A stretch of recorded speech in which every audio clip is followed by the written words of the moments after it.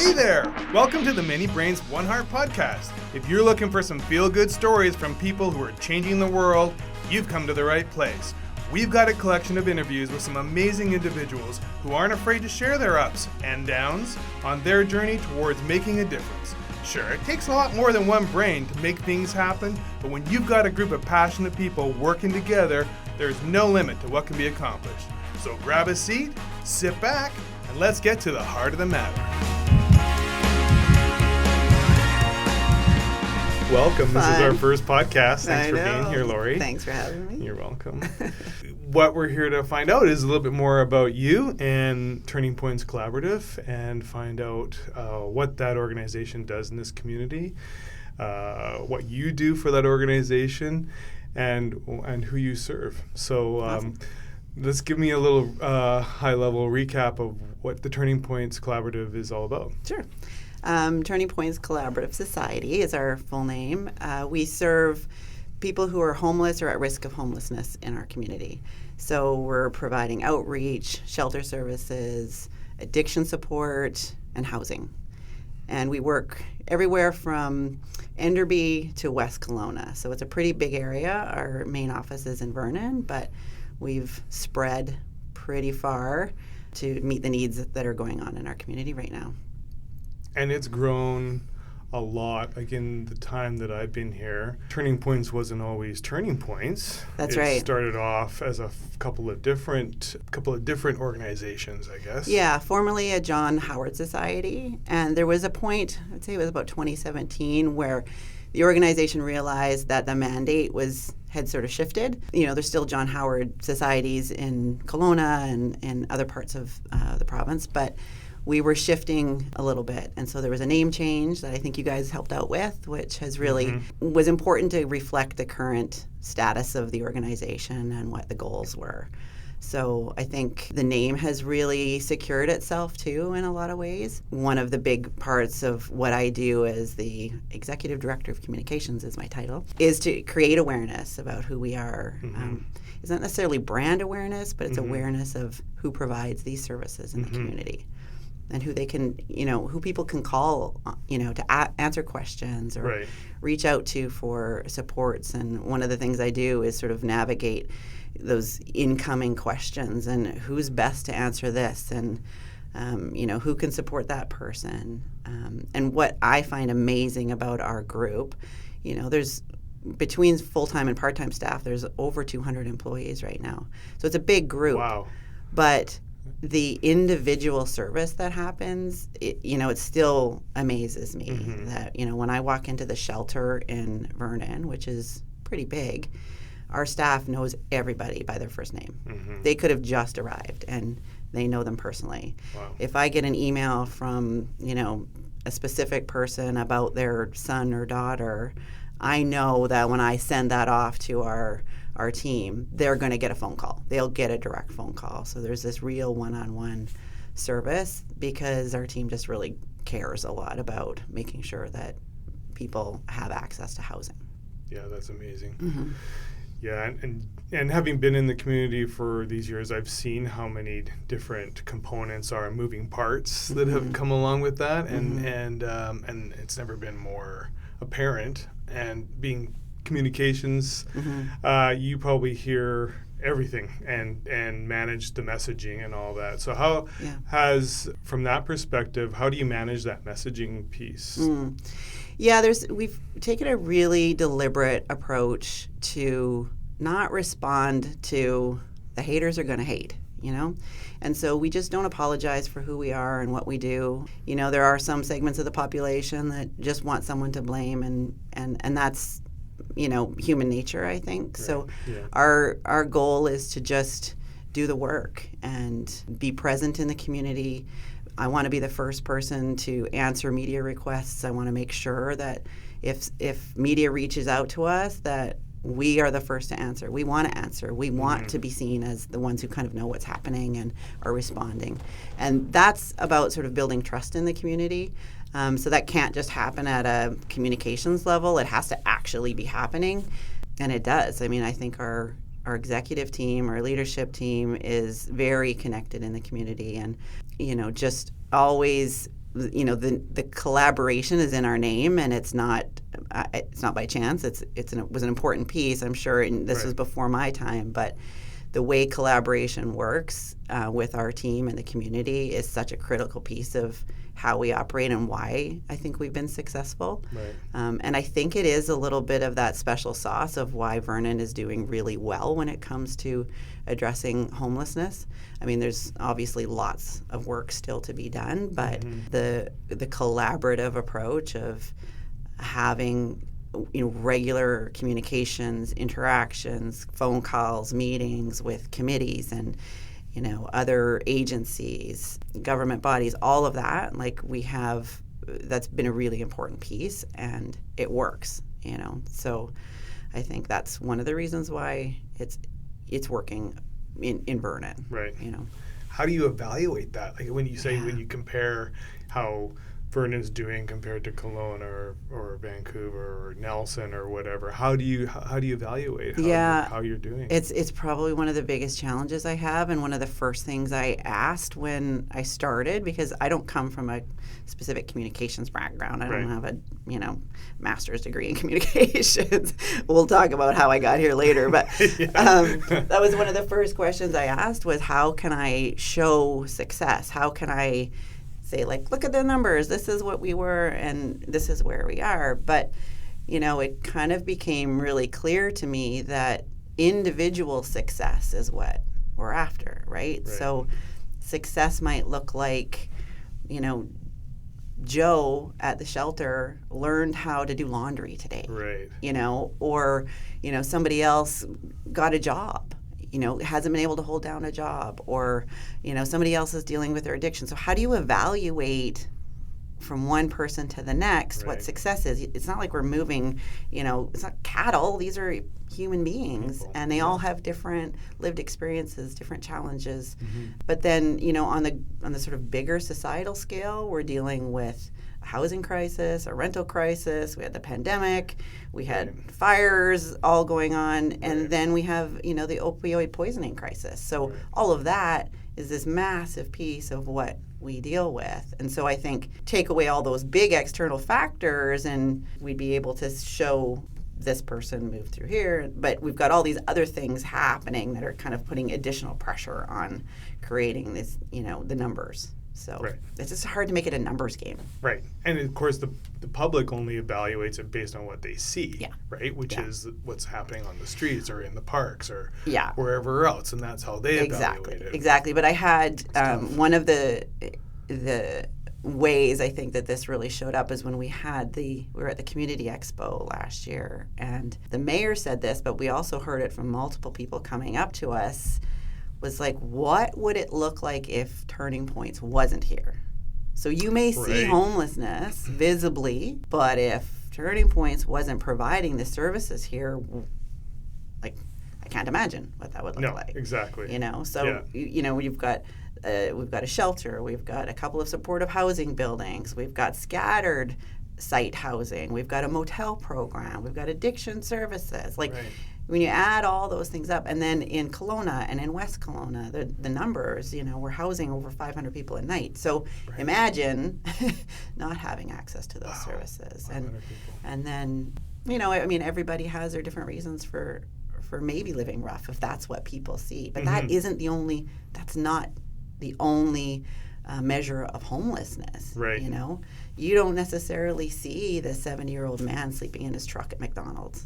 You may not see it. You just see a truck there. And, the response to something like that in Vernon is incredible.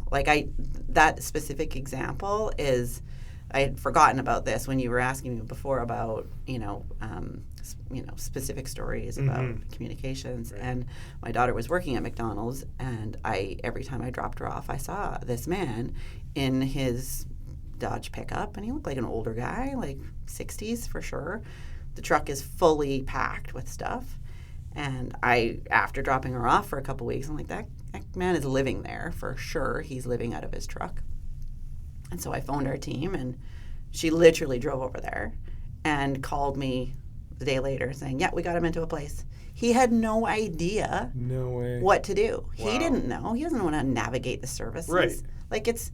you've never been homeless before, how do you know? I think of my dad. My dad wouldn't know what to do. Right. So this man was just like, well, I guess I'm living in my truck. And there's a lot of pride in there for too, sure. right? Because for you're sure. like, well, I can survive. I can do this on my own. So she shows up, and this isn't a handout we're talking about. It's like you can apply and qualify for certain subsidies when you're below, a certain income level. Right. You wouldn't have known that, so got him into our motel program, that kind of thing. So that's what I was saying before about that one-on-one support, and that happens in a small community in a way that maybe doesn't happen in larger centers.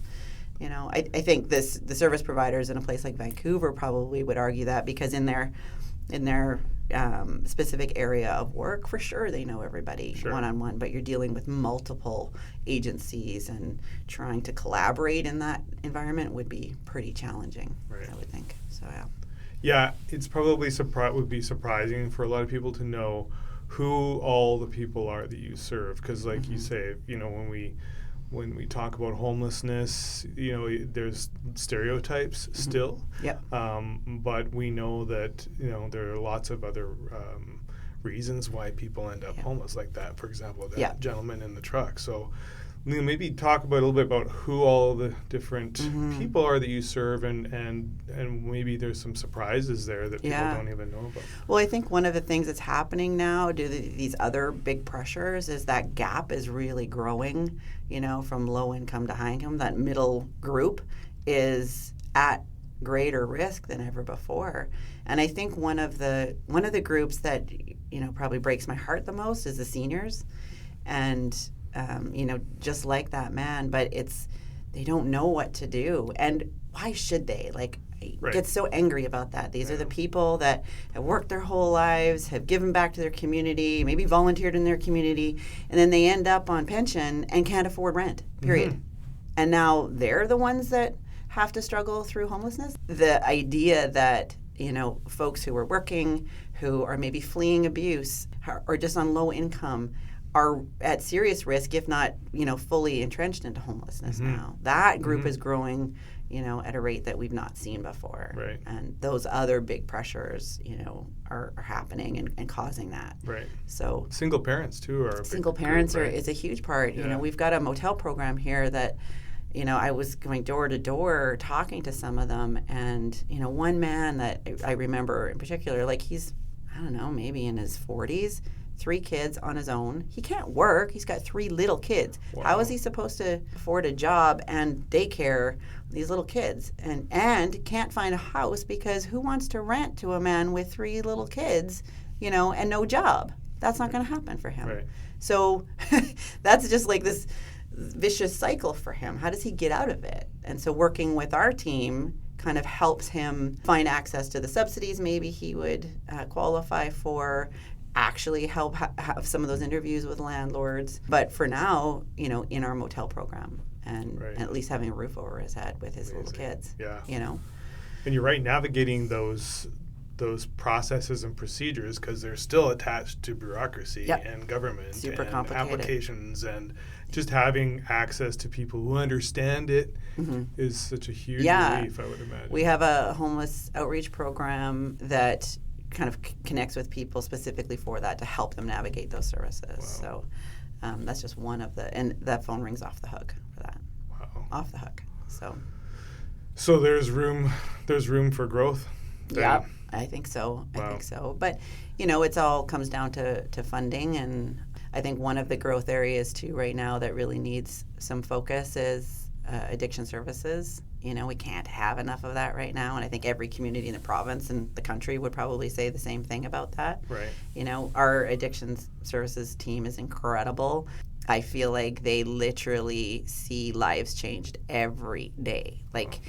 That's not an exaggeration by any means, So that program works, and in terms of statistics, it's at its success rate is higher than the national average by a long shot. Really? So I think we could, if we grew that, I think that would be that's a goal of ours for sure. It comes down to kind of marketing and campaigns, and those are hard to do as an agency that's a nonprofit. We don't have deep pockets to kind of dive into that kind of marketing, but that's definitely on the radar.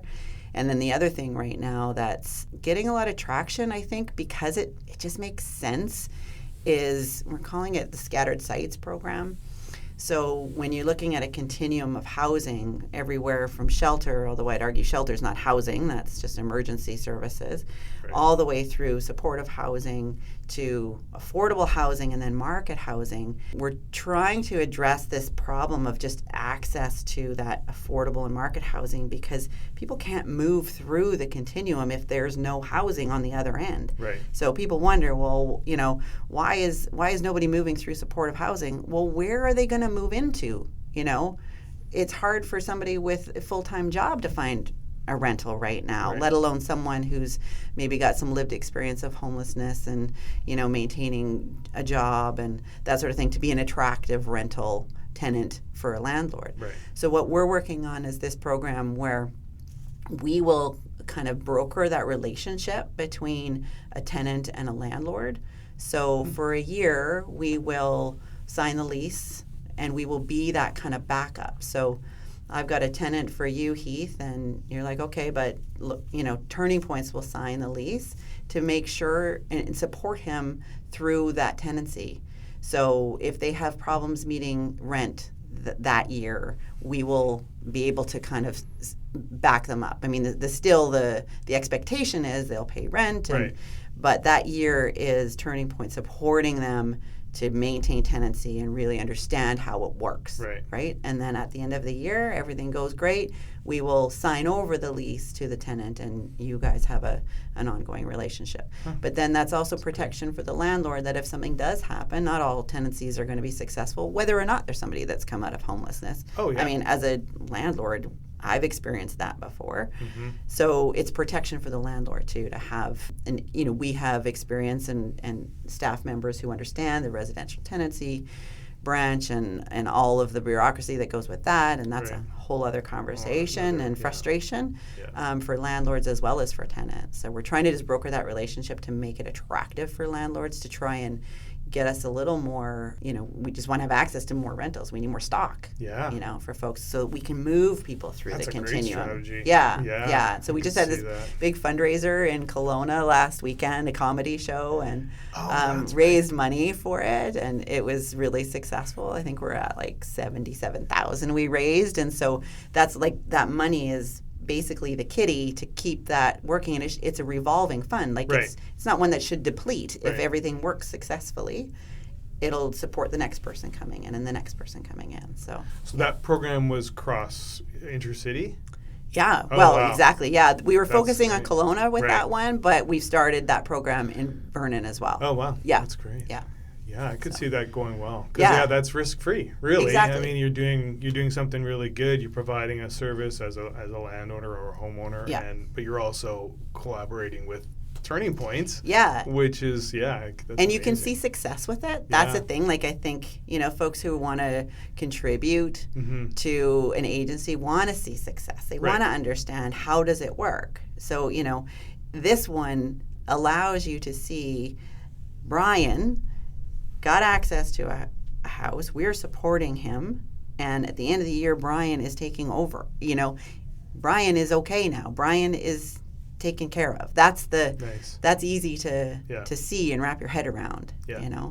And Brian is an actual person that I interviewed him for a little video I did for the fundraiser, but it was not meant to be that this is the nuts and bolts of the program. It was meant to be, this is who you're helping and this is how it helps. And it's Right. just that concept of access to a basic human right of a roof over your head. Mhm. And it was one of these moments. I mean, you would know as a filmmaker too. I wrote out what I wanted it to look like and sound like, and it was literally a minute. That's all I needed it to be. I'm not a cinematographer, so I just had my cell phone, and Right. I'm like, okay, I just set myself up for success here. So I just want to shoot a couple of shots of his environment where he's living, and record him telling me what it means to him, and Right. so I wrote out this description of what his apartment looked like, and I walked in, and I swear to God, it was exactly how I described it, right down to the Louis L'Amour book sitting on his side table. So I was like, Okay. So I shot the stuff and then interviewed him, and he was one of the best interviews I've probably ever done in my career. And I got a 30-year career of interviewing a lot of people. Yeah. And he just kind of hit it out of the park. And one of the things he said was, this place is like heaven to me. Like, Wow. And this is the most sparsely decorated little apartment you've ever seen. And he was like, I have died and gone to heaven. That's what he told me. Wow. You know, he's That's like, I never thought I would have a place this nice. Wow. And he's this funny 70-year-old crotchety old guy with a bit of a twinkle in his eye, right? You know, one of those guys. Right. And he said to me, he goes, well, I'm not the poster child, you know. And I'm like, you kind of are, actually, because, you know, 70 years old, was 13 years living out of his truck and on the street because he couldn't work because he broke his back. Oh my So the way he described it is he kind of fell into poor health and poverty. Was this the guy in McDonald's? No, this is a whole different guy. This is how common it is, That's right? probably a very similar story. Yeah, right? exactly. Yeah. So 13 years, and he was kind of funny. He's like, 13 years of navigating government agencies, and I couldn't figure it out. And then 6 months with Turning Points, and I'm in an apartment like this, and holy cow, it's done. You know, so he's just one of those amazing stories. But that's can be really common. Yeah. You know, when you're providing the continuum, when you have the support services. We have a support worker that goes to see him once a week, once every couple of weeks, just to check in on him. And he's like, it's nice. I've got a guy, Jeff. He'll come. He'll pick me up from a medical appointment if I need or whatever. And so, kind of just getting him on his feet. So that's just one of those stories that will probably sit with me for a long time. Yeah, and it's just such evidence for you that what you guys are doing works. Yeah, exactly. And where it's needed. Yeah. And there's not just one solution. Exactly. And that's the thing I want to shout from the rooftops, especially when it comes to addiction services, that it's not just, force people into, forced addiction treatment. Mm-hmm. You know, that might work for this person, but then the next person we need to wait. Like, we need to have services where harm reduction is available and services where it is abstinent. Like, we need all of it. Mm-hmm. So that silver bullet, I think if it existed, we would have figured it out by now. Yeah. So I think we need, just a wide range of services to meet those needs. Right. Yeah. And you brought this up earlier when you talked about that, this is a nonprofit organization. It's a business. Yep. And you're part of the sort of marketing component. Mm-hmm. And it's a business that needs to be marketed, yeah. and it needs to raise awareness. It needs to raise money. Mm-hmm. What are some of the challenges you experience as a nonprofit within this sort of, you're in a very social problem-solving mm-hmm. industry? Mm-hmm. How do you do that? How do you? I don't know, Heath. Help me out. It's interesting because I come from a background of creating content for organizations that have sort of figured out their strategy right. or are working on their strategy. And so now being embedded in it and developing the strategy is sort of a different side for me. I love our approach. I love that, the plan is to just be proud of who we are and just do the work. I find that really easy to kind of get behind and support. And so it's a little bit about just, being at the events, networking. I'm not very good at that, and that's, it's just me, but our whole team does it. Right. They're around, being available at, the expo and job fairs and things like that, and we're actually right. noticing traction improve. Social media, that kind of thing. Our website, the change with our website was a massive fix for us, and I knew when I landed in the job, that's not my forte, but that was the first thing that needed to be addressed. Yeah. It wasn't good enough, and it wasn't clear, and now it is, and it's always a moving target, I think, and it can always do a little bit better. Right. But that certainly helped. Yeah, I feel like we got to crack that nut a little bit more too. It's like you say, it is a business, and we operate like a business, but we're also a business that's trying to kind of work ourselves out of a job. That's the whole point. Right. Right? Right. So, That's the problem. Right. And solve the problem. It's hard to No more justify business. spending, exactly. But it's also hard to justify spending a whole lot of money on marketing when that money can be, put towards a program. Yeah. And I think we'll always kind of come down to that, is what we're spending our time and money on actually serving people. Yeah. That's the goal. Yeah. So, the biggest challenge is obviously stereotyping and just those, working against the people that don't understand, stigma is a huge piece of it. Yeah. Yeah. But that story you told of Brian just now, for example, that to me it was the most compelling way to show and tell people what the organization does and who it supports, because the more of those stories that get out there and people see and hear from the people who are actually being impacted and getting the positive outcomes. Yeah, that's really cool, because that story for me was awesome. Yeah, but I would say you walk through the shelter, and if you stopped and interviewed every single person, you'd hear a story and you'd be like, oh wow, I never would have thought.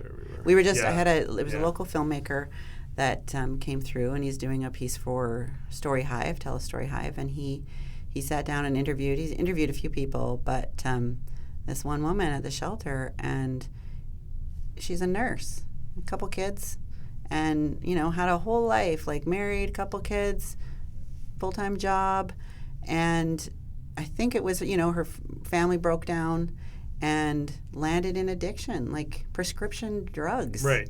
Lost her kids, lost her house, lost her job, and she's sitting at the shelter. So this is like me. That could happen to me, right? Any one of us. Any one of us. Yeah. And so I think if you walked through the shelter and talked to every single person the same way, you'd hear that story. Same with the supportive housing.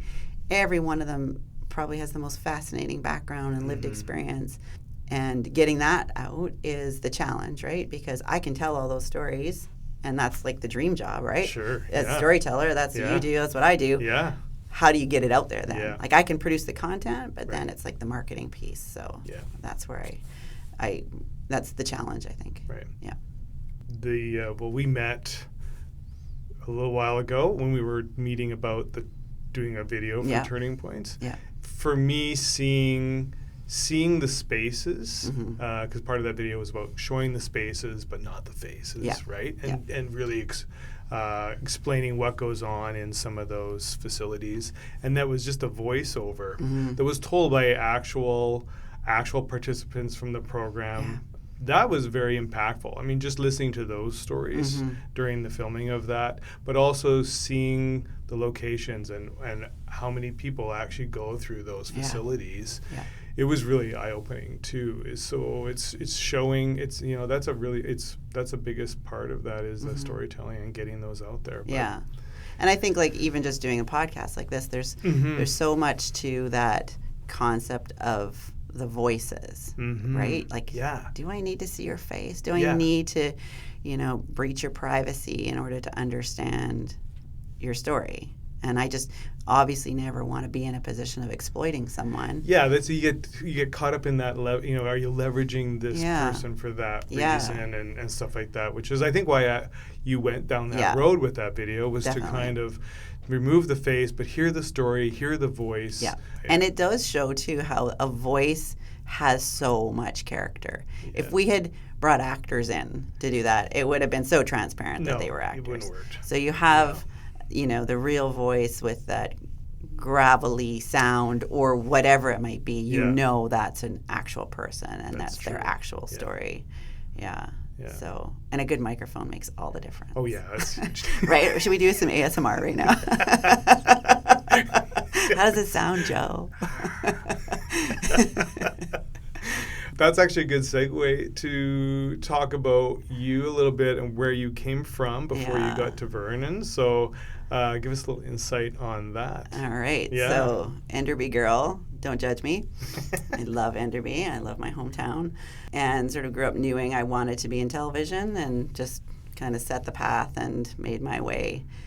Did BCIT and then worked in television and documentary production, some scripted as well, in Vancouver for 30 years. And then, like so many other people, COVID hit and my husband and I had talked about moving to the Okanagan for retirement, and COVID just sort of allowed it to happen sooner. So we kind of, it's not early retirement because I feel like I'm working more now than ever, but we made our way to the Okanagan and, just love it. I love being near my dad and our cabin on the lake, and just sort of being, at the end of the day, being where you want to be. Mm-hmm. That was the hard part, was in Vancouver. I mean, I loved our little community, but I was always trying to leave. I was always trying to get out of town. Right.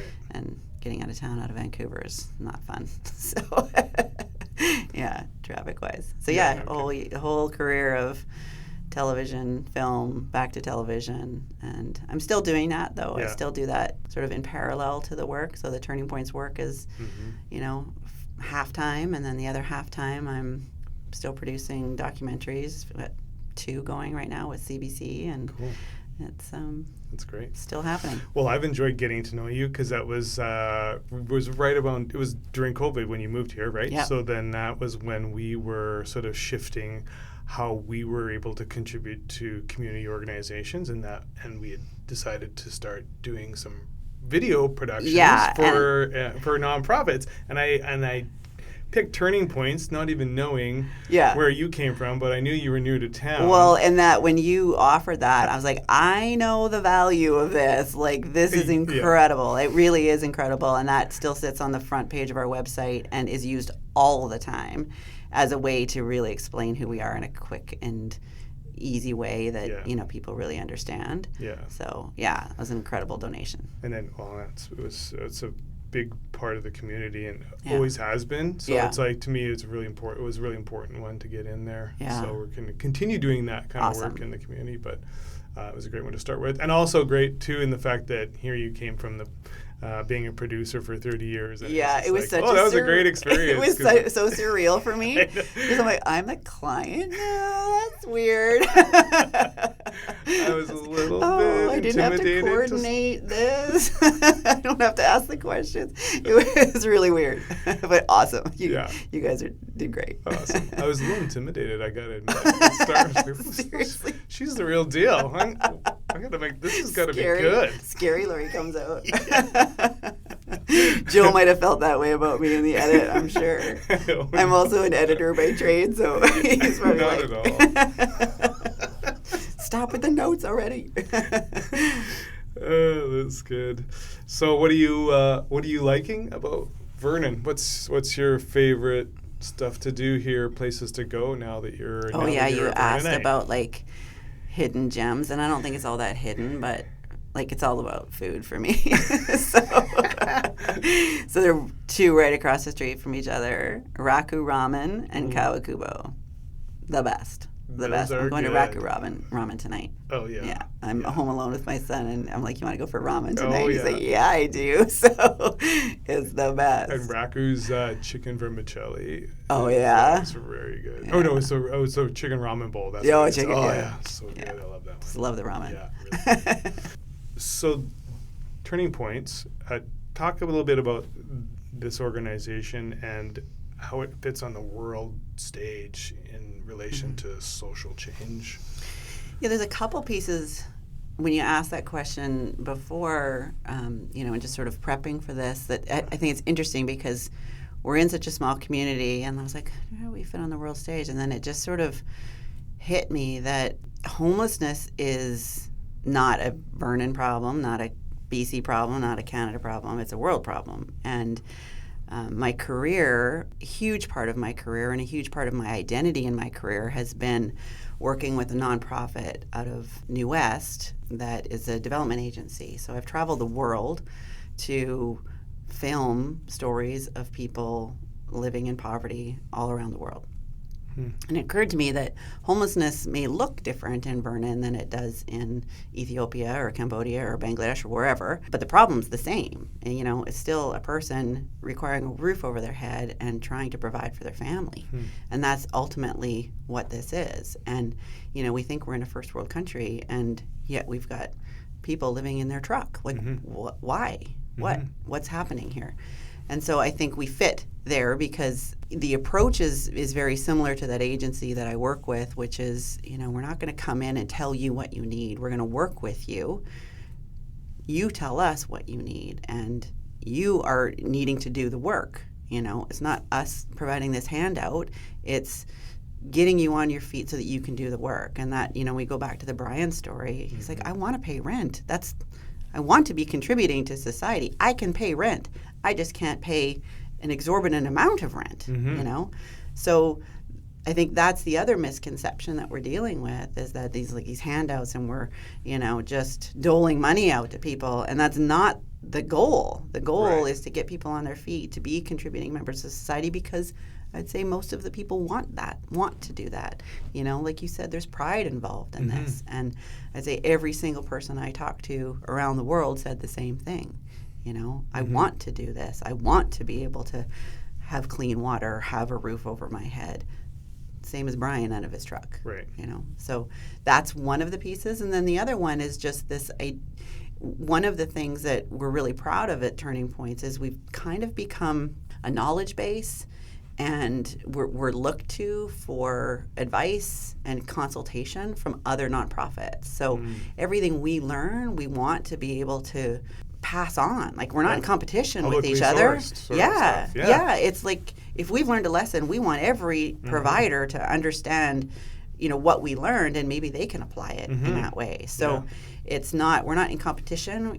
We're all here to have the same end goal. We want to end chronic homelessness. That's the end goal, right? So whatever we can do to pass on, and we're really proud of that. And it's something we think is really important in the work we do. We get phone calls weekly, I'd say multiple calls weekly, from other agencies around the province asking us about, could be applying for a grant, or how did you deal with this issue, or vice versa. So I heard that, actually, which is kind of one of the reasons why I asked that question. Was I heard that people were coming to Turning Points to find out, how are you doing this? Well, how did you manage this? Or how did you succeed at this? Yeah. Are you finding it's coming from beyond BC? Yeah, we have. We have had it from, I would say it's for sure within Canada, but, a couple of other referrals from the United States have come in. Wow. And I don't know how the word gets out that far, but that's amazing. I think it does say a lot. And, it's a shout out to our leadership for sure. There's a really clear vision from the top, from Randine, our CEO, and she's just really clear about our approach. And one of the things I think that also allows us to really respond is just that we're a non-government organization, so we can be nimble and innovative and adapt and move quickly. When we see something not working, we can adjust. We can respond to needs quickly, and you have to be creative. And she's got so much energy and so many ideas that she sees the need and how we need to adapt to it. So we can move quickly that way. So I think that's another reason why it's successful, that it can't just be a government response. It would probably move a lot slower. Our funding, a lot of our funding comes from the provincial government, from BC Housing, but we are sort of responding to the individual needs on the ground, so we can see them and respond to them. So I think that's the other reason. What challenges are you foreseeing for the organization in the coming years? Well, I just hope the big social challenges don't get any bigger. I feel like our team must have some PTSD especially after the fires, because that was sort of like the one last big thing. Like, how can we deal with any more? Right. It was, at the time it was all going on, you all just sort of deal with it. But when you kind of come down afterwards, and I'd say we're now in this place where now what we're dealing with are the housing crisis and the opioid crisis. Those are huge issues, but, when you're adding pandemic and fires and all those other things on top of it, it got overwhelming.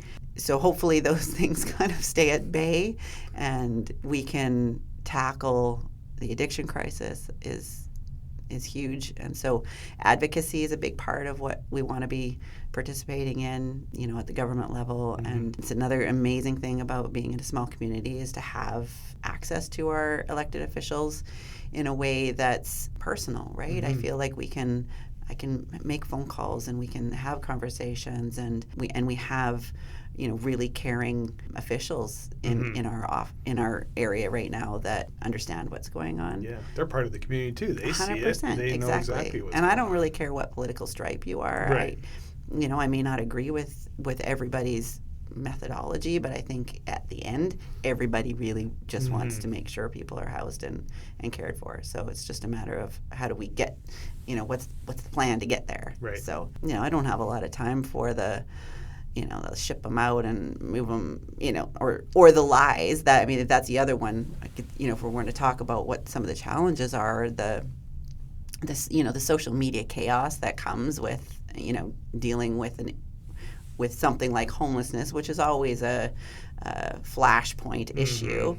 If you go on Vernon rant and rave or something like that, you're just going to lose your mind because it's way more rant than rave, and it's a lot of,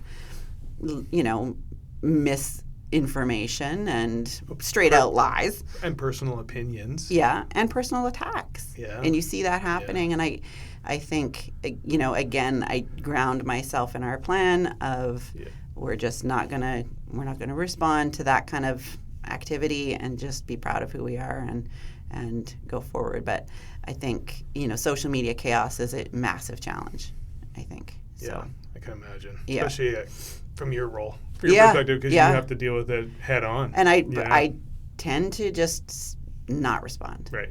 Because I think it almost hurts us more than helps us, right? Because a lot of it is just chaos for the sake of chaos. Yeah.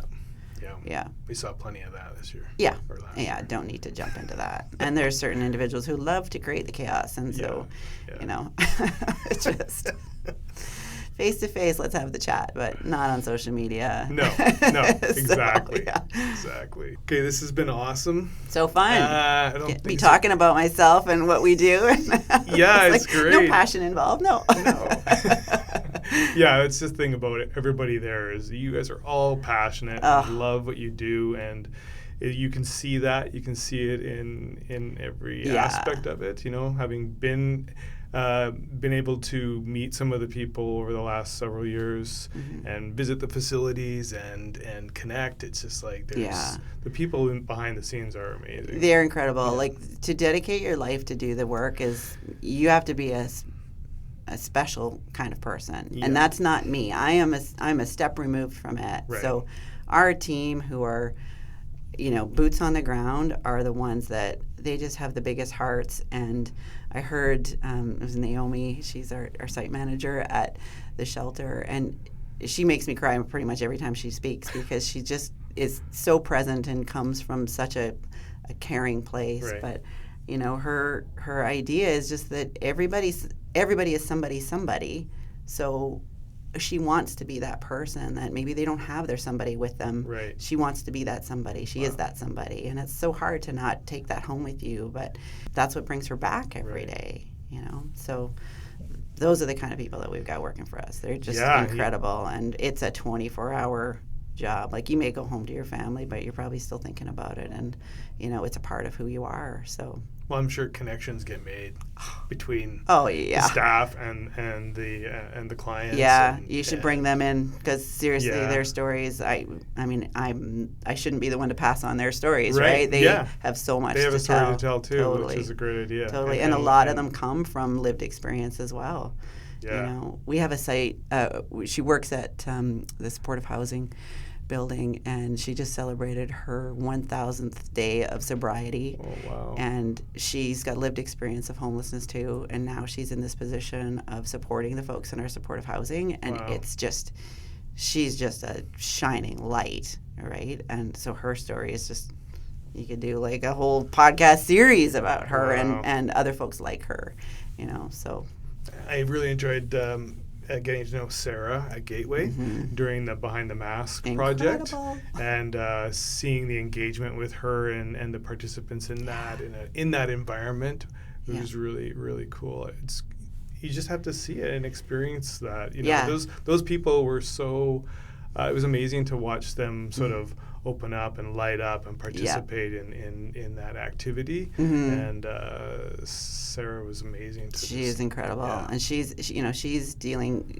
at our outreach clinic, and so she's seeing the stories of folks that are presently living rough, and so in their darkest time. That's frontline. And that's frontline, exactly, and is a special kind of person for sure to do that, and she's incredible. We're so lucky to have her. Well, we're lucky to have you all. Thank you. The whole organization as a community. Thank you for what you do. Thank you. It's important to all of us, and I know everyone recognizes it. It just doesn't always get said. So. Yeah. Well, thanks for the platform to let us talk about You're it. welcome. You'll come back. Anytime. Okay. I'll offer you up lots of different people. Okay, we got it. All right. It's a wrap. Thanks for coming, and thanks for listening.